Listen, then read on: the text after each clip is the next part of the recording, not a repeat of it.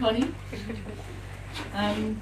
I'm 38 years old and I'm dying of cancer. I'm no stranger to cancer.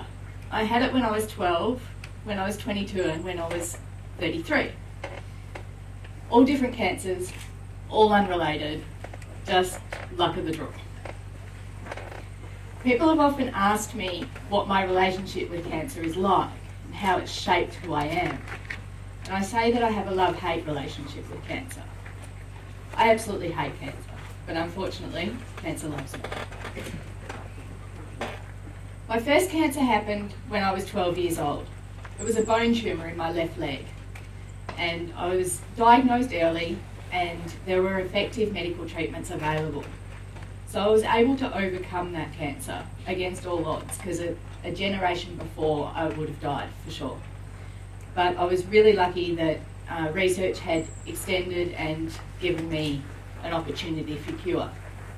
And that's what happened. So I had a fairly normal adolescence after, spending 2 years in hospital doing chemo, radiation, surgery. Once my hair grew back, things got back to normal. I became precocious and thought that I was invincible, just like every other teenager. And I went a little bit wild, went a bit off the tracks. But by the age of 22, I met this guy called Mike. He's a redhead roughnut and wasn't somebody who I thought that I would, who I thought would be my type, but it turns out that he is exactly perfect for me. Anyway, after we'd been together for about 3 months, and of course living the pure life, he gave me a funny look and somehow I felt pregnant. We really weren't expecting that. And I was really shocked because A, I was on the pill, and B, I had been told that I wouldn't be able to have children after my treatment that I'd had as a child. So it was a time of immense joy and celebration. A new life was about to enter the world, and I was going to have what I'd always dreamed of, the opportunity to be a mum.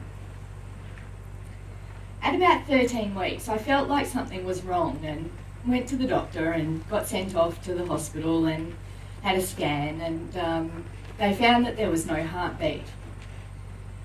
So we weren't going to get our baby after all. And to top it all off, it wasn't just that the baby had died, but actually it was a tumour and it was cancerous. So after this great news of this unexpected joy in our lives came this real devastation.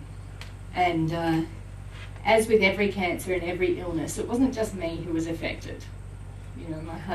My husband-to-be, my dad, my brother, everybody was affected by what was happening around, by this loss, and then by this cancer diagnosis. But again, I was lucky. There were effective medical treatments and the cancer was found early.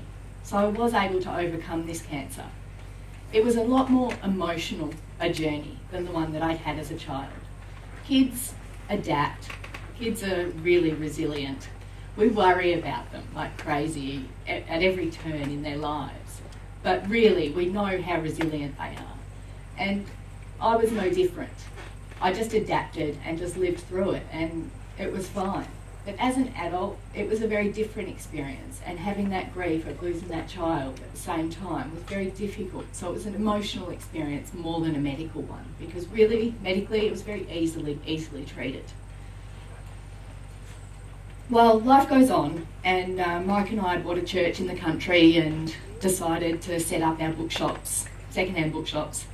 And we set up 2, one in the country and one in the city. We bought this church and renovated it. When we first bought it, there was a horse living in there, and it was littered with horse shit, excuse the language. And we cleaned it all up and renovated it and got married in it, and in our own church, which was awesome. And then we set the bookshop up there, and then we bought another bookshop, and life was going along well. And then when I was about 29, Mike sat next to me on the couch for that conversation, and I said, I think it might be time. And he gave me that funny look again, and all of a sudden, boom, I was pregnant. And, you know, this time we had a heartbeat, and 7 months later, little Willoughby joined us in the world. A year after that, his little brother Hamilton came along. Life was great. I had a great hubby, great kids. I was healthy, we were all healthy. I had the best job I'd ever had, working in disability services. We had lots to celebrate, and we often thought how great life was. And we often thought how lucky we were. We couldn't believe our luck to have found each other, to have had 2 healthy kids, to have everything we needed. We were even getting a deposit together to buy a house. You know, it couldn't have been better. And we knew it. We knew it. We weren't taking it for granted. We were happy. And then on Wib's 4th birthday, when I was 33, boom, crash, cancer. This time it wasn't caught early. This time there were no treatments available. And this time there was no cure. I am going to die of breast cancer, and my children will lose their mother. So what do you do when you get a terminal diagnosis? What do you do when you get told that you're going to die, and pretty soon? Well, you bring your brother. You invite him around for a drink. Maybe 10. Maybe a slab. And you say, hey bro, I think it might be time for you to ride around Australia for breast cancer. On a unicycle. So, in the kitchen that night, our little project, Love Your Sister, was born. Sam was going to ride around Australia on a unicycle to raise $1 million for breast cancer research, to break the world record for the longest distance travelled on a unicycle, and to remind every young mum in the land to be breast aware and not to fall into the booby trap. We even had a real motto, don't fall into the booby trap. Sam was very proud of that one. Sam is an actor. You might recognise him. He was in The Secret Life of Us, he was in Rush, Crackerjack. He's been in heaps of Australian projects over the last 20 years. And he lived the life. To get road ready, he had to get his naughty habits under control. He had to give away the ciggies, the booze, the lifestyle. After 2 years of planning and preparation and getting him road ready, he hit the road in February 2013. He visited 300 communities, did over 100 school visits. He rode 15,478 kilometres over 364 days. So I'd like to hear it for Sam.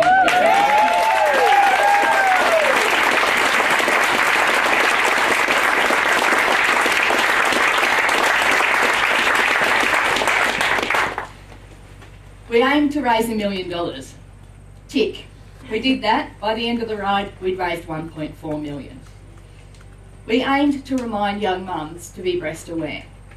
We've been contacted by hundreds of women who have had their breasts checked because of our message.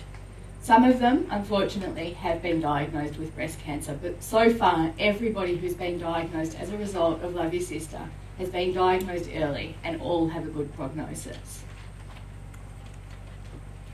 But it's been so much more than those few goals that we set out in the beginning. It has shown us how many good people there are in the world. Hundreds or thousands of people gave their time, their money and their expertise to help this unicycle ride happen. It has shown us that the future looks bright. Young people came forward and helped us just because they wanted to be a part of something positive. Young people, it really gives us hope for the future. It has shown us what community really means. The smaller the community, the higher the dollar value that we raised. It seemed that the harder life was for the people that we were meeting, the more they gave. It was really astounding to see how people can come together for a cause and do something great. It has shown us that together we can do so much. So now he's ridden his unicycle around the country. We've raised the $1 million. We've done our message of breast awareness. So is that job done? Finished? No. We still don't have a cure. No. Our mums, our aunties, our sisters, our daughters, our grandmas, friends and colleagues are still dying of breast cancer. 2,700 women die every year in Australia. That's 8 women every day, and 100 men as well, every year. So this journey is not over. So does Sam get off the uni? Well, he has to. His balls and his butt match. But the fundraising doesn't have to stop. I had a secret and fourth aim when I set up this little goal and project for my brother. It was an aim to fix him. Over the years, he's become sad. He'd lost his smile. He'd lost his way. I wanted to get him cleaned up and help him find the smile again. I wanted my happy brother back. You know, he tamed his habits, but I got myself a new habit, asking people to do unusual things for charity. So here's where you come in. The Bucket List Initiative. Love Your Sister is starting a new campaign next year where we're asking you to do things that you've always wanted to do and to get sponsorship for that and raise money for breast cancer research in the process. When Love Your Sister started, we started telling people about my terminal diagnosis, and I found that people responded in fairly characteristic ways over time. They responded by telling me what they would do if they found out they were dying. Some people wanted to travel overseas.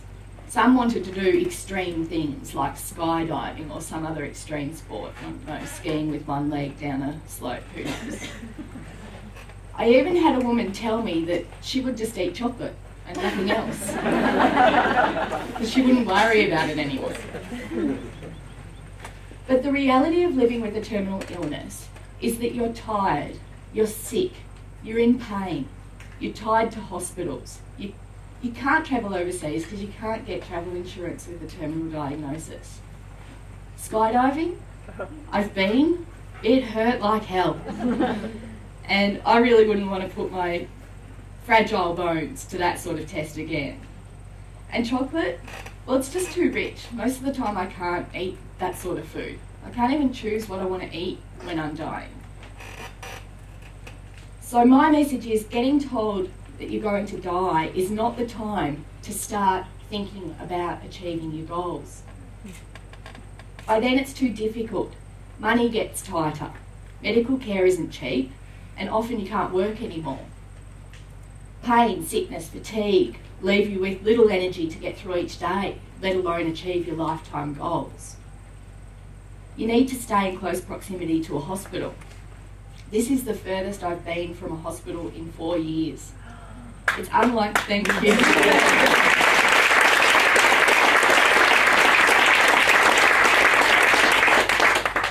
It was against the wishes of my palliative care team, my oncologist, my husband, my friends and my family. But I'm here. And I'd like to tell you a little story about what happened this week. I've had increased pain recently and been very sick and really struggling, and I've been scared that the cancer's, advancing and taking over. So I went to my oncologist and told her my concerns, and she did a physical examination and ordered a scan. Now normally when you order a scan you can wait 3 weeks to 3 months for that scan. I got a call later that day saying that I'd been fit in tomorrow. So I had my scan on Tuesday. And then the cancer psychologist rang me, said, "Oh, I'd like to see you." Well, normally it takes 6 to 8 weeks to get in to see her. And then the palliative care nurse rang me. "I'm due to see her in 2 months. I'd like to see you this week, Con." So everything came to a head and I got this very bad feeling that things weren't good. So then when I went to the cancer psychiatrist, she read the report to me, and it showed that had new tumours in my spine, my pelvis, my femur, and in the sacroiliac joint, and that things weren't good, and we had to change our plans straight away. They wanted me to come into hospital straight away. They didn't want me to come here. They want to change all my medications straight away. This is urgent. It looks very bad. I said, no, I'm going to do lectures. And I said, I'll see you on Monday. And we had an interesting drive, as he mentioned earlier. We had to stop it felt like every 15 minutes for me to bath on the side of the road. So I stopped to bath, and then M got bitten by a bee. And, you know, it just, one adventure after another. And then, you know, we knew we were out of phone range. Like, we'd long said goodbye to our mobile phones. We were standing on the top of Mount Cope on the way here, just taking in the view, stretching our legs. I'd already had a vomit, so I felt nice and refreshed. And it was my oncologist. And she rang, and somehow the message got through where there's no reception. And she said, I just wanted to ring you and tell you that there's been a terrible mistake. Things aren't worse than they were. I've reviewed the images, and we're getting a professional radiologist to review them again, but it doesn't look like it's worse than it was. It looks like things are pretty stable, actually. So I've been given this week of hell, but I've also been given a reminder that even I can take things for granted. Even I can take the future for granted. And this week has been a reminder for me that now is all we have. Now is all any of us have. We're all terminal from the minute we're born. We just don't know when that time's going to be. So now is what we've got, and that's what we have to do something with. So our bucket list initiative will be hundreds of people, just like you, choosing something off their bucket list to do, and to do it today. Not one day, today. And with support from families, friends, colleagues and employers, you can raise money for research in the process. You can do anything. All bucket list goals are valid. No task is too big or too small. It could be skydiving, a movie marathon, a cycling adventure, learning a new sport, unplugging for a week, going bush for a weekend. Hell, you could even choose to eat chocolate for every meal if you want to. So I'm urging everyone to take the time, while you have it, while you feel well, while you have money, even if you think you don't. Stop thinking that you'll do all of these things one day. Start doing them today. Do something special. Live in the now. Make the most of your life. And raise money for cancer research in the process. Get involved. Live life. Now is awesome.